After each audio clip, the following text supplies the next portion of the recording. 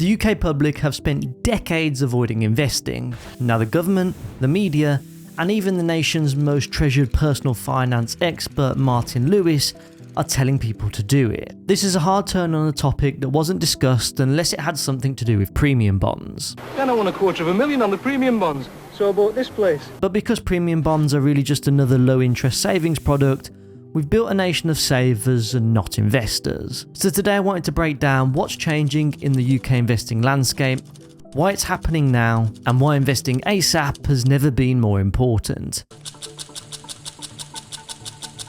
Historically, the UK has only favoured low-risk saving.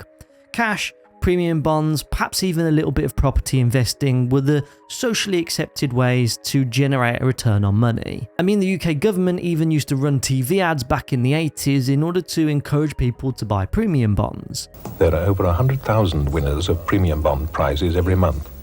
And every month someone wins the top prize of £250,000. And whilst that top prize of winning has risen over the last few decades, it's still more like a lottery, given that the odds of winning that top prize of £1 million today is about 1 in 2.7 billion. You've got far better odds of being struck by lightning or being killed in a plane crash. Yet it still remains to be one of the UK's most popular savings product, with over £127 billion worth being held in 2024. And putting that money into property even had that same pull of a low risk but steady return.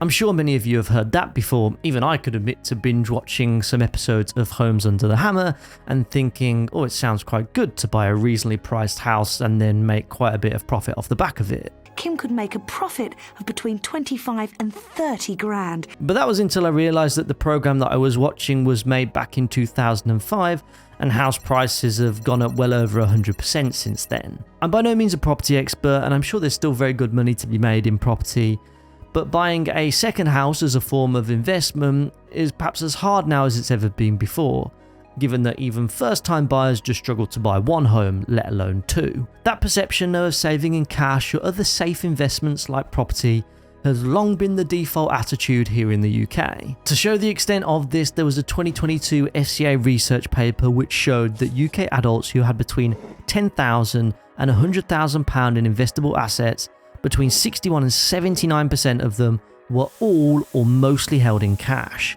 citing that one of the reasons for this is that over 8 million people have a lack of financial confidence. It probably comes as no surprise because investment products historically have been full of complex jargon, complex fee structures and limited guidance, making them less accessible for ordinary people. And therefore investing has very much only been for the few, and saving has been for everybody else. But in my opinion, I think it's time that that changed. I'm sure like many others, I caught the Martin Lewis programme the other night, and if you haven't watched it already, then I certainly recommend you do so, especially if you're new to investing. Martin put up a chart that told me everything that I needed to know about the cash saving problem here in the UK, and here it is. He explained that if you played the system over the past decade, moving money between the very best savings accounts that he'd recommended, £1,000 would have grown to £1,270. But here's the issue. Adjusting that £1,000 for inflation, you'd actually need £1,390 just to retain the value of your money in real terms. Even the most diligent saver using the very best savings account at all times still lost money in real terms due to inflation eroding the value of their money. It accounts for an 8.6% loss in purchasing power over just that one decade. But stretched out over 3, 4, 5 decades, which is the time horizon that many people have to save for retirement, then that loss in purchasing power really does start to compound. There is a fundamental problem with holding long-term money in accounts that don't consistently beat the rate of inflation. Now that's not to say that Martin Lewis hasn't done a fantastic job over the years, he definitely has, but I feel like it's very much of the notion that we're constantly playing our personal finances on the defensive, if you like. And there's only so much that can be gained from switching savings accounts or even switching energy providers. But it does get worse, because whilst there are some diligent savers that do seek out the best interest rates in their bank accounts, actually according to data from the Bank of England, there is roughly £275 billion held in non-interest bearing accounts. That's money earning absolutely nothing whilst prices continue to rise year in and year out. At an individual level, it's extremely concerning, and at an economic level, it's far from ideal. Let me share with you this data. It's a comparison of household wealth across the G7 countries, and there are a few things that really stood out to me. One is the sheer amount of wealth that we have tied up in housing, where the UK ranks second highest here, second to that of only Germany. And whilst many may say, well, my property is my pension, that only works if you're willing and able to sell, downsize, pay a hefty stamp duty bill on your onward purchase, stump up the cost for any legal and transaction fees, and that assumes that you can get the price for the house that you want a little bit later on down the line. The second point is that despite being a nation of cash hoarders, our cash allocation as a percentage of our total wealth, to my surprise, is actually largely aligned with our peers, with the exception of Japan, of course. I know the Japanese yen is a safe haven, but having 35% of your wealth held up in cash is simply wild to me. The third one, which if I'm honest I'm probably most offended by given that I make investing content for a living, is the lack of appetite towards equities. Just 8% of household financial wealth in the UK is held in the equity markets. That's the same as the cash hoarders in Japan, and well behind our European neighbours like France and Italy, and nowhere near the likes of Canada and the USA. Now, equities is where long-term wealth historically has been created, versus holding money in cash, which is almost a guarantee to get poorer over time. Vanguard put together a little bit of research which I found to be quite interesting, and it said that on a cautious portfolio of £1,000, adding regular payments of £100 per month, containing 47% in shares and 53% in bonds, outperformed cash over the 10-year period studied, and the cautious portfolio still outperformed cash even when markets were performing poorly. And it's not even about taking extreme risks in this case.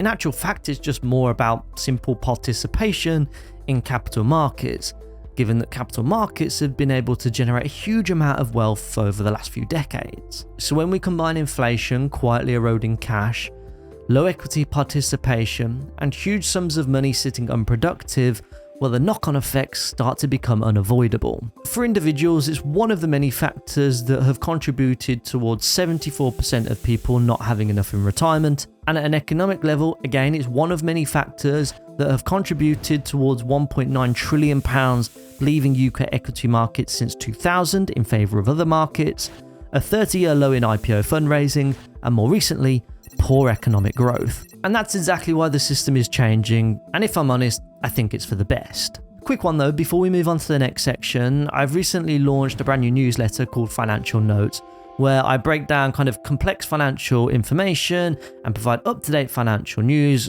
and all things investing. So if you would like to sign up to that, it's completely free. I'll leave a QR code here, or be sure to click on the link down in the description below. Earlier this year, Rachel Reeves outlined the Mansion House speech. Now, it's a speech that outlines the government's economic vision and plans for the financial services sector, often focusing on growth, investment, and regulatory reform to boost the UK economy. She spoke at length about the attractiveness and competitiveness of UK financial markets, and crucially, how she really wants the UK public and the UK savers to actually benefit from it. Pension funds and this government are united in our determination to deliver higher returns for savers and more investment in the economy. But it wasn't until the autumn budget in November where the Chancellor's intentions actually became clear. You all likely know this by now, but she announced that the cash ISA allowance would be cut if you're under the age of 65 to £12,000 per tax year from April 2027. The intention is obvious, and that's to discourage long-term saving in cash and encourage investing instead. This could be the ultimate chess move, but if I'm honest, I'm a little bit skeptical. Because if we go back to the FCA data that we looked at earlier, the reason that people don't invest has absolutely nothing to do with their ISA allowance. I mean, let me be frank here, only 29% of Brits have cash ISAs, so there's room for improvement here as it is without further disincentivizing them. I digress slightly, but as the FCA has shown, the real problem here is low financial capability. It makes people feel overwhelmed and stressed when dealing with financial services providers, people find them confusing, and they're unsure whether products are suitable for them or not. That's the real barrier here, not the size of the cash ISA allowance, and putting the cash ISA on the chopping block I don't think suddenly fixes that. That said, if I'm looking for a positive in all of this, by reducing the cash ISA allowance, it does kind of force a behavioural change, if you like, which I think leaves people with two options. First is either look for alternatives, like the stocks and shares ISA, or second, accept holding more cash in a high yield savings account where interest may be taxable. Either way, the government wins, but I just hope it encourages more people to seek out more information on investing. Because if it works due to the other initiatives that I'm about to share with you, then perhaps it is the necessary evil that we need as a nation in order to force a change in our savings habits. One of the initiatives that I wanted to share with you today is for banks to tell you where you might want to invest your money. This is to help close the advice gap, given that 24 million people have never accessed any kind of financial advice or guidance. It's not about tailored financial advice, and instead it's based on people's circumstances and characteristics. In principle, I think this is a positive thing, providing it remains to be a low or non-fee paying service, because the risks are obvious, right? If you've got banks pushing customers into investment products, then they may end up pushing them into complex products with expensive fee structures. And if they do so, then that kind of undermines the whole point of it. After all, as Rachel Reeves said, this is all about getting a better return for the public and not a better return for the banks at the public's expense. There is, however, a major challenge here, and that's trust, because the FSCS released a survey that showed that just 7% of customers completely trust their bank to act in their best interest. 28% somewhat trust their bank, 33% sit in the middle, and around 30% actively distrust them. What I'm reading from that is roughly 63% of people don't have a strong level of trust in the bank in order to act within their best interest. So there's still lots of work to do here, but handled well, then I think this could start to rebuild some of that trust in the UK banking sector.